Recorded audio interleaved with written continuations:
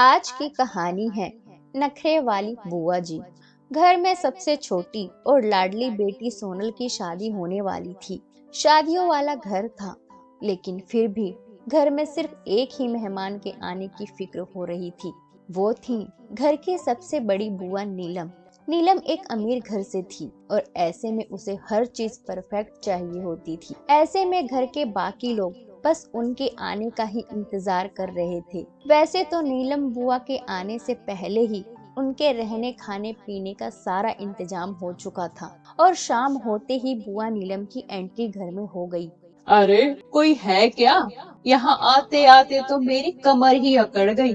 20 साल पहले जैसा रोड था, अभी भी मुआ वैसा ही रोड है, कोई बदलाव नहीं। कमर को पकड़े हुए नीलम बुआ घर में प्रवेश करती हैं कि भतीजा दीपक दौड़कर अपने बुआ जी का सामान लेने बाहर जाता है। इतने नहीं, बुआ नीलम कहती हैं, अरे तुम लोगों ने बेटी प्रिया के लिए दामाद भी ढूंढ लिया और मुझे बताना भी ठीक नहीं समझा। ऐसी बात नहीं है। दरअसल अमित और प्रिया की शादी होते ही वो दोनों विदेश चले जाने वाले हैं, क्योंकि अमित की नौकरी विदेश में है और वो अपना काम छोड़कर यहाँ ज्यादा दिन नहीं रह सकते। इसलिए हमने चट मंगनी और पट ब्याह करने की तैयारी शुरू कर दी और ऐसे में हमने सबको ही जल्दबाजी में ही बताया। लेकिन अगर आप कहें तो मैं कल ही अमित को आपसे मिलने के लिए घर बुला लेती हूँ। प्रिया और दीपक की माँ सुनीता अपनी ननद से बोली। अरे रहने दो, जब सब कुछ तुम लोगों ने तय ही कर दिया है तो अब मैं देखकर क्या करूँगी।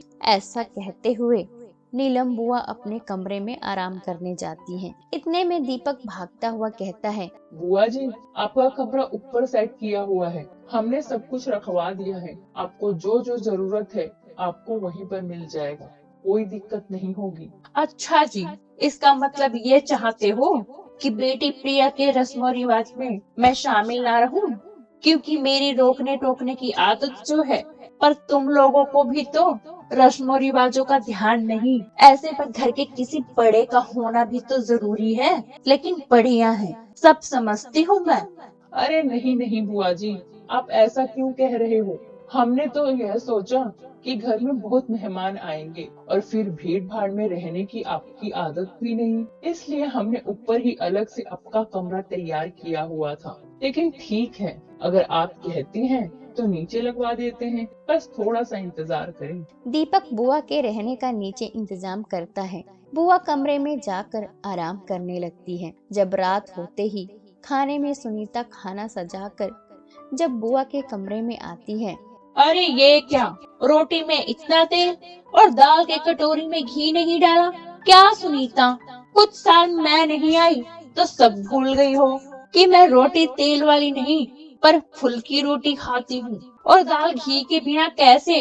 घर में माँ बाबूजी के जाते ही सारे नियम तुमने भुला दिए हैं सुनीता। बुआ जी, ऐसा नहीं है, ये थाली आपकी भतीजी प्रिया ने तैयार की थी और इतने सारे मेहमान, मैंने ध्यान भी नहीं दिया और उसे पता नहीं था कि दाल आप घी के बिना नहीं खाती। मैं अभी आपके लिए बिना तेल वाली फुल्की रोटियां बनवाती हूँ। सुनीता अपनी ननद के हर एक नखरे उठा रही थी और बुआ नीलम भी अपनी आदत की मारी थी। सुबह होते ही सुनीता अपने ननद को साड़ी देती है और कहती है, यह लीजिए दीदी, आपके लिए खास हमने राजस्थान से साड़ी मंगवाई है। लेकिन नीलम बुआ को तो साड़ी पसंद ही नहीं आती। वो देखकर कहती है, अरे ये कैसी साड़ी है? यह सुन सुनीता कहती है, लेकिन बुआ जी, ये बहुत महंगी है, पूरे 5,000 की साड़ी है। अच्छा, लग तो नहीं रही। बुआ जी, यह साड़ी को पूरे 1 महीने की मेहनत से बनाया जाता है और सिर्फ राजस्थान में ही मिलती है।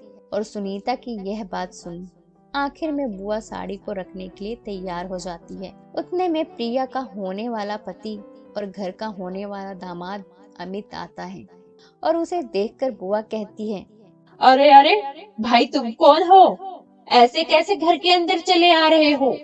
तुम्हें तो कल से इस घर में नहीं देखा। बुआ जी, यही तो आपका दामाद है। अच्छा, बाप रे, तो कल ही शादी है और आज ही अपने ससुराल को।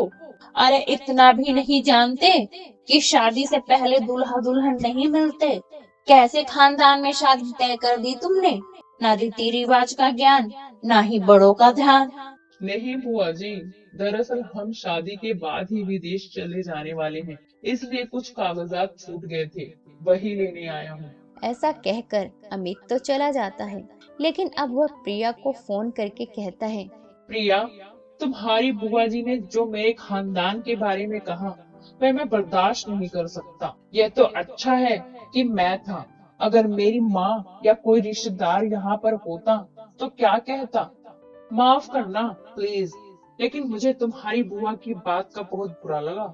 और यह सुन प्रिया भागकर अपनी माँ के पास आकर कहती है, बुआ जी ने सबके सामने ही अमित जी की इंसल्ट की। माँ, उनको अच्छा नहीं लगा। अमित मुझे फोन पर कह रहे थे, पर माँ, बुआ जी को भी तो समझना चाहिए कि अब समय बदल चुका है, और उनको भी तो समझना चाहिए हम कल से उनकी ही सेवा में लगे हुए हैं। घर में और भी तो लोग हैं, और बिना जाने सुने अमित जी को ऐसे कहना क्या ठीक था?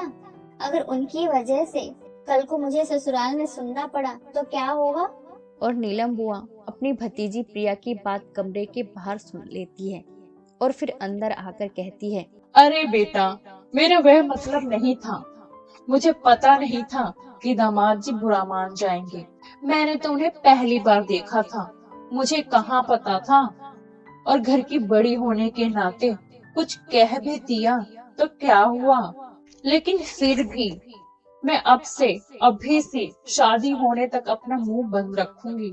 मैं नहीं चाहती कि मेरी वजह से मेरी भतीजी को सुनना पड़े।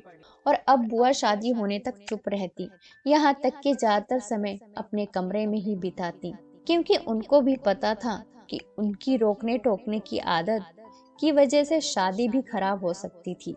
ऐसे ही फिर दूसरे दिन प्रिया बिना बुआ जी के शामिल हुए खुशी खुशी शादी हो वह अपने ससुराल में विदा हो जाती है। और शादी के कुछ ही दिन बाद बुआ नीलम भी चली जाती है और उनके जाने से घर वालों के जान में जान आती है।